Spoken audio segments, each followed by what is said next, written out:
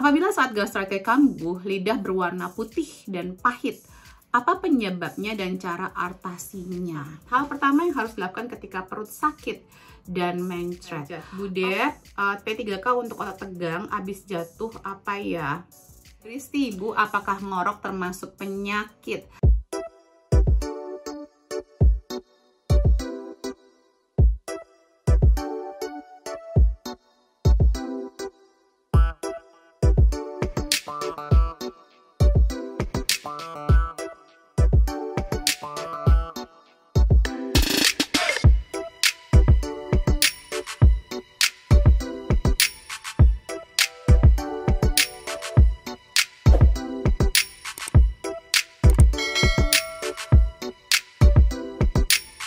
Kembali lagi bersama saya Debbie Jamari, your favorite naturopathic practitioner.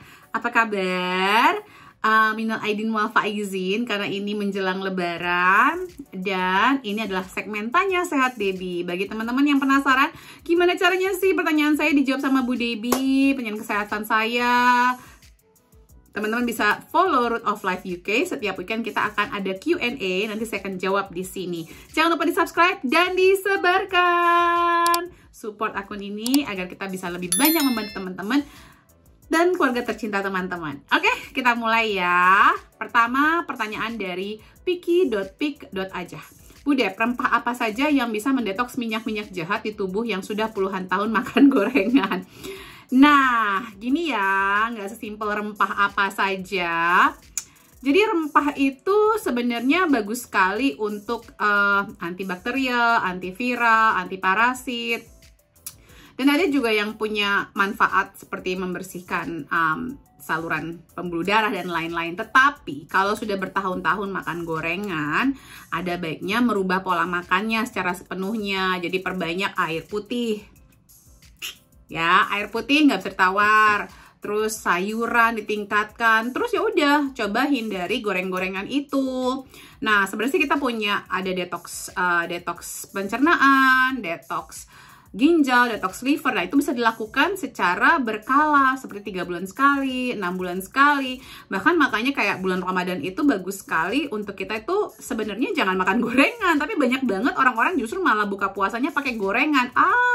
Itu aku nggak ngerti sampai sekarang kenapa itu masih berlanjut generasi ke generasi. Nah, jadinya yang harusnya secara agama itu ditujukan untuk menyehatkan tubuh kita, membersihkan kotoran yang udah numpuk selama setahun, jadinya malah nambah numpuk. Abis itu lebaran lagi. Lebaran kan jadi waktunya kita makan berlebihan kan ya, makan berlebihan, lemak berlebihan, gula berlebihan, semuanya serba berlebihan.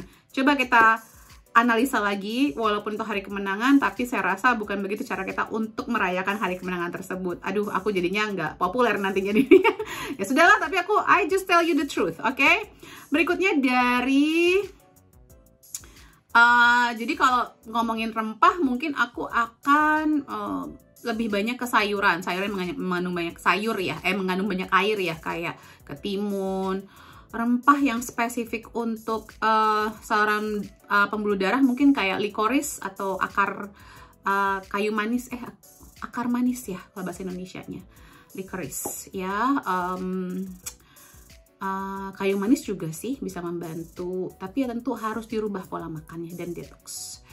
Berikutnya dari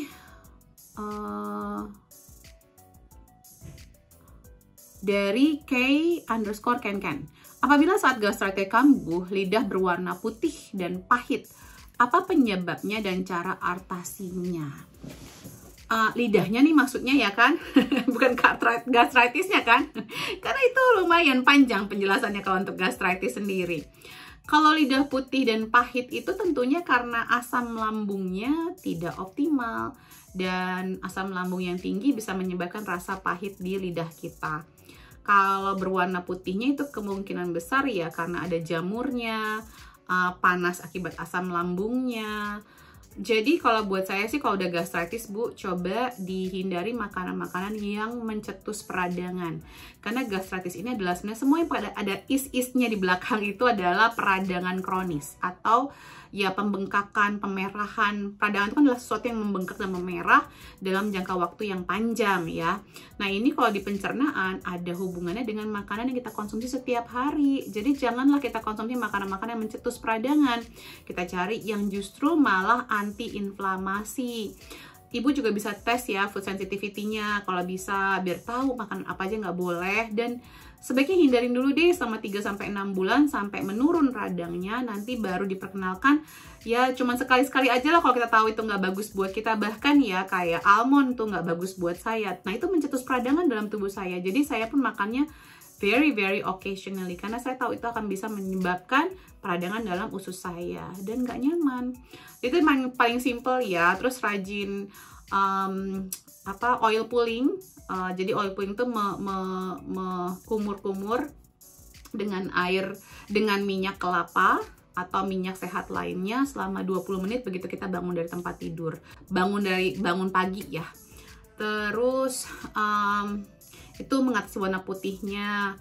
Rasa pahitnya juga bisa kita menurunkan asam lambung kita dengan mengkonsumsi air asam di pagi hari atau air lemon dicampur dengan baking soda setiap sebelum makan atau at least di pagi hari untuk menetralkan asam lambungnya. Kalau belum bisa makan yang asam, minum air yang asam-asam gitu, ibu juga bisa pakai betaine HCl. Itu dia menurunkan asam lambung kita. Berikutnya dari Jen_N.Tang. Hal pertama yang harus dilakukan ketika perut sakit dan mencret. Oke, ketika perut sakit dan mencret, yang pertama kita harus tahu akarnya apa, penyebabnya apa mencretnya ini. Jadi ini bisa membuat kita memahami langkah berikutnya apa yang kita harus berikan kepada tubuh kita. Kalau yang pertama biasanya saat perut sakit dan mencret ini karena salah makan. Misalnya salah makan, kita bisa mengkonsumsi, kita langsung detox pencernaan nih dengan activated charcoal 1 sendok teh dan psyllium husk. Jadi selalu ada nih, kalau traveling harus ada psyllium husk dan activated charcoal. Itu karena kita nggak tahu kadang-kadang kalau lagi traveling kita makan di luar ya, dan itu mungkin kita bisa pick up atau terinfeksi bakteri atau virus yang kita nggak terbiasa gitu. Nah itu psyllium husknya 1 sendok makan dicampur dengan air. Sekarang pun ada versi yang kapsulnya ya biar lebih gampang. Nah itu yang pertama, perbanyak air putih karena air putih ini dapat membantu meluruhkan apapun itu yang kemungkinan menginfeksi kita. Jadi perbanyak air putihnya. Kalau bisa malah kita bisa melakukan atau membuat oralit alami ala naturopati. Ada resepnya ya teman-teman. Kalau belum pernah nonton video-video saya, saya kasih protokol batuk pilek, protokol demam, protokol diare dan muntah dan diare. Jadi itu yang pertama kali yang kita lakukan. Terus juga bisa menetralkan pencernaannya ya kalau mencretnya gara-gara IBS-nya kambuh misalnya. Bisa menggunakan jus lemon 1-2 sendok makan, dicampurkan ke dalam air 250 ml, dikasih 1 sendok teh atau setengah sendok teh baking soda. Cari baking sodanya nggak pakai aluminium ya. Diaduk, itu rasanya plain ya, nggak asem kok. Itu rasanya kayak rasa Sprite hambar. Itu bisa menetralkan asam lambungnya. Berikutnya ARI AR 14 derajat, Budet, P3K untuk otot tegang abis jatuh apa ya? Panik mama abis jatuh. Arnika itu paling cepat harus punya di rumah. Arnika yang diminum sama Arnika yang krim. Yang Arnika yang krim banyak di Indonesia sekarang, di food hall ada. Ini dari 7 tahun yang lalu saya ngeliat udah banyak ya. Di food hall, di toko-toko kesehatan, Arnika krim itu udah banyak. Terus Arnika yang dikonsumsi itu homeopati, bisa dibeli lewat Root of Life. Nanti kita belikan lewat Tirta Usada atau bisa langsung ke Tirta Usada atau bisa beli di iHerb. Terus aku akan masukin magnesium magnesium, fish oil kemungkinan besar untuk meredakan, menurunkan peradangannya, vitamin C, dan air putih yang banyak. Itu sih kalau yang ketiga-nya ya. Berikutnya Ayu Prahasta. Ibu, biar nggak sembelit harus gimana ya?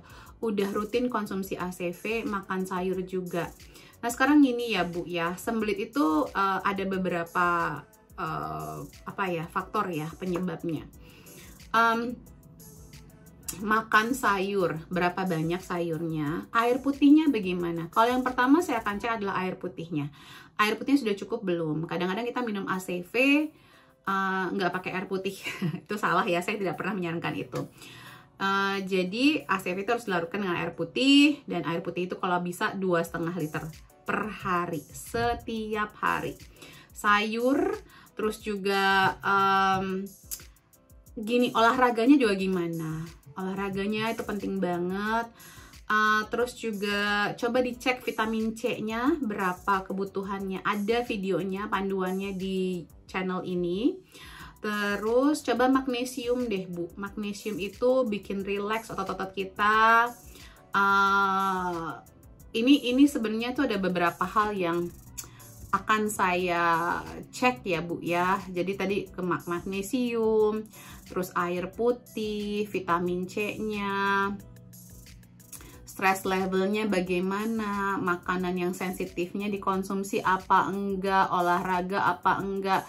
Begitu bangun pagi nih, mumpung ya lagi bulan puasa, bangun pagi tuh langsung olahraga deh. Itu banyak sekali manfaatnya untuk kesehatan pencernaan kita, karena pencernaan kita itu membutuhkan gerak ya, olah tubuh itu bagus sekali untuk melancarkan peredaran, melancarkan pencernaan kita dah gitu ya, supaya bergerak itu bagus sekali agar yang harusnya keluar itu di pagi hari bisa keluar gitu.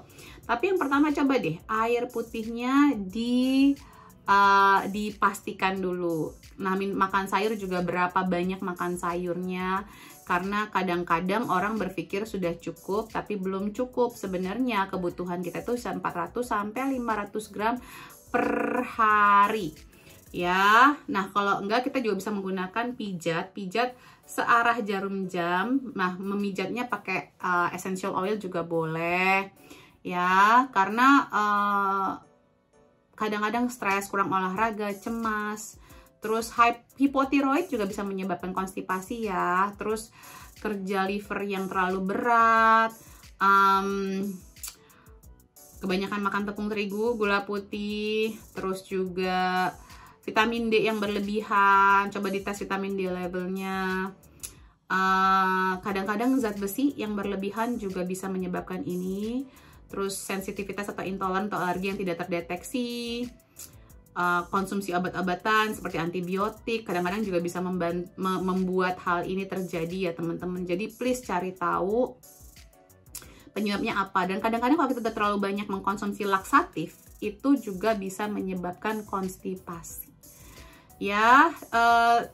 Ibu bisa mencoba enema ya, nggak usah pakai kopi juga bisa, enema air aja.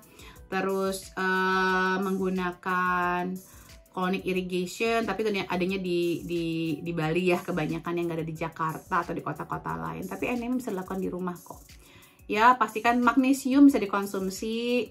Terus juga hindari makanan dari tepung terigu. Terus kurangi konsumsi protein hewani. Terapi jus wortel dicampur sama apel juga bagus sekali, campur sama seledri juga bagus sekali. Nah magnesiumnya 800 mg ya kalau untuk merasakan manfaatnya. Menambahkan probiotik juga boleh. Nambahin psyllium khas, itu bisa melancarkan psyllium khas, itu bisa melancarkan pembuangan juga. Oke, kayaknya udah banyak tuh ya. Mindful eating, jangan buru-buru kalau makan. Berikutnya seserahan.official. Almond terbaik untuk bikin susu almond sendiri yang seperti apa Bu Dep?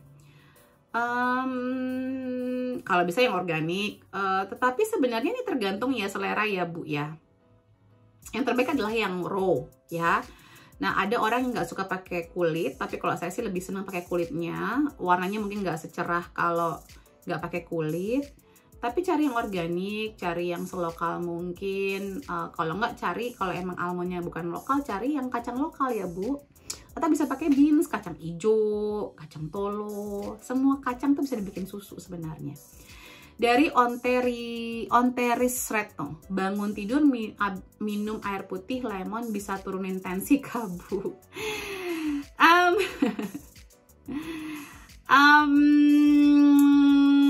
Tensi itu sebenarnya nggak segampang cuman minum air putih lemon aja ya, sayurannya, terus gorengannya, terus olahraganya, tapi ini bisa membantu. Tapi saya nggak akan bilang air putih lemon aja bisa menurunkan tensi, itu akan membantu tentunya, tapi yang lain-lainnya harus ditambahkan juga ya Bu.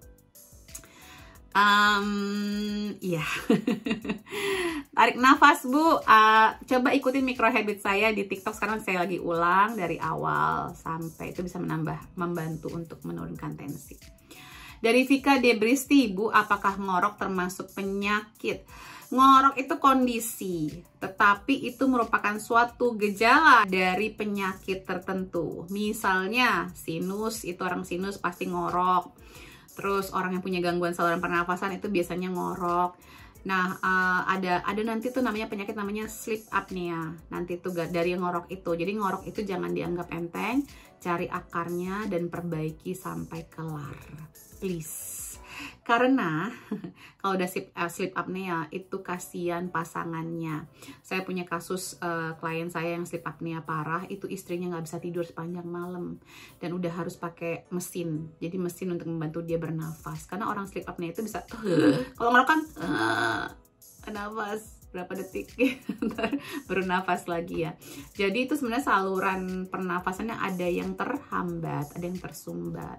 Teman-teman boleh lihat tuh ada satu program ya di Netflix namanya Ask the Doctor ya, itu ada tentang ngorok di situ dan itu dites gitu. Itu bisa berbahaya sebenarnya, tapi ini adalah gejala kondisi yang menunjukkan masalah lain, penyakit lain. Jadi please perbaikin. Dari FYI.id_, Bu Dep, kenapa ya vagina gatal di hari terakhir menstruasi, belum menikah? Oke, vagina gatal di hari terakhir menstruasi. Saat kita menstruasi, ada perubahan pH ya di vagina kita. Nah, saya selalu menyarankan kalau misalnya ada gatal di hari terakhir, itu teman-teman biasakan ya untuk membasuh. Kalau teman-teman lihat video saya sebelumnya soal vagina ya, membasuh, membersihkan dengan apple cider vinegar untuk menetralkan lagi, dicampur dengan baking soda. Jadi apple cider vinegar 1-2 sendok makan dicampur dengan baking soda 0,5-1 sendok teh, campur dengan air 500 ml, air hangat ya, terus dibersihkan dengan cara seperti itu. Dan biasanya sih saya kalau setelah mens itu saya mencukur itu bagus sekali ya untuk membersihkan. Ya itu bagus sekali sih. Dan mungkin makanannya, kalau kita pas lagi mens banyak makan gula-gulaan bisa terjadi, jadi jamur banyak bertumbuh di vagina kita. Biasakan untuk mengkat. Kalau kepengen makan yang manis-manis itu sebenarnya kita tuh kekurangan nutrisi tertentu ya. Teman-teman bisa lihat di micro habit saya. Di micro habit saya hari ke-32 sampai 60 itu teman-teman bisa belajar banyak soal menstruasi, cravings, kepingin makan ABC saat menstruasi itu apa sebenarnya. Jadi jangan terjebak dengan yang manis-manis dan tambahin probiotik selama menstruasi. Oke, semoga bermanfaat teman-teman. Jangan lupa untuk di-share sebanyak-banyaknya, di-subscribe, dan sampai jumpa di video berikutnya. Jangan lupa tonton video berikutnya. Salam sehat selalu. I love you all.